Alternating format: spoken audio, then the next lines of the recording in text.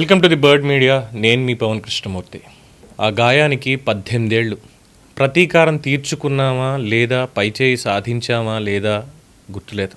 ఎందుకంటే ఆ తర్వాత కూడా ఇంకా భారతదేశం మీద దాడులు జరుగుతూనే ఉన్నాయి. ఎంతోమంది తల్లులు తమ బిడ్డల్ని కోల్పోయారు. భరతమాత తన బిడ్డల్ని కోల్పోయింది, వీరులను కోల్పోయింది.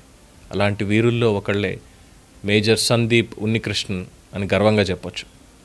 మాటలు తడబడుతున్నాయి, నిజంగానే మాటలు తడబడుతున్నాయి. 18 ఏళ్ల తర్వాత కూడా ఇంకా ఒళ్ళు గగురు పొడిచేలాగా, గొంతు గాద్గికమయ్యేలాగా ఆ సంఘటన తలుచుకుంటే వాళ్ళ వీరోచిత పోరాటానికి ఆఫ్టర్ ఆల్ మనం ఎంత, వాళ్ళు చేసిన దానికి మనం ఎంత, అసలు మనం ఏం చేయగలం, వాళ్ళకి ఏం మాట్లాడగలం? ఒక్క సెల్యూట్ చేయడం తప్ప, వాళ్ళ జ్ఞాపకాలను గుర్తు చేసుకుంటూ వాళ్ళ సేవల్ని కొనియాడడం తప్ప.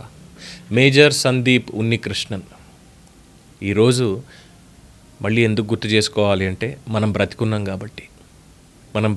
కాబట్టి గుర్తు చేసుకోవాలి. అలాంటి వీరుల్ని, వాళ్ళ కుటుంబానికి మనం జీవితాంతం రుణపడి ఉండాలి.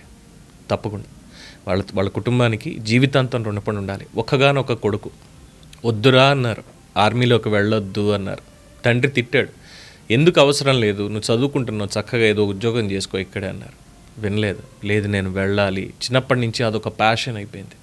అలాగే పెట్టుకుని ఆర్మీలోకి వెళ్ళాడు. ఎలైట్ 51 ఫోర్సెస్ నాయకత్వం వహించాడు. అక్కడి నుంచి NSG వెళ్ళిన తర్వాత ఏమైంది? ఎన్నో ఆపరేషన్స్ చేశారు, అయింది. కానీ ముంబై మీద జరిగినటువంటి దాడి, ఉగ్రవాదుల దాడి, ఆ రోజు ఎంతమంది ప్రాణాలు కోల్పోయారు? వాళ్ళందరినీ మట్టుబెట్టడానికి వెళ్ళాడు, ఎంతోమందిని కాపాడాడు వీరోచితమైనటువంటి ధైర్యంతో.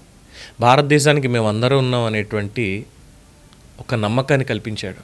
భారతీయులందరూ మీరు సేఫ్గా ఉండండి, మేము ఉన్నాం మీకు అని చెప్పి వాళ్ళ ప్రాణాలని కూడా లెక్క చేయకుండా ఆ రోజు కసబ్ కానీ మిగతా వాళ్ళు కానీ ఎవరైతే వచ్చి మారణహోమం సృష్టించారో అందరినీ మట్టుబెట్టారు.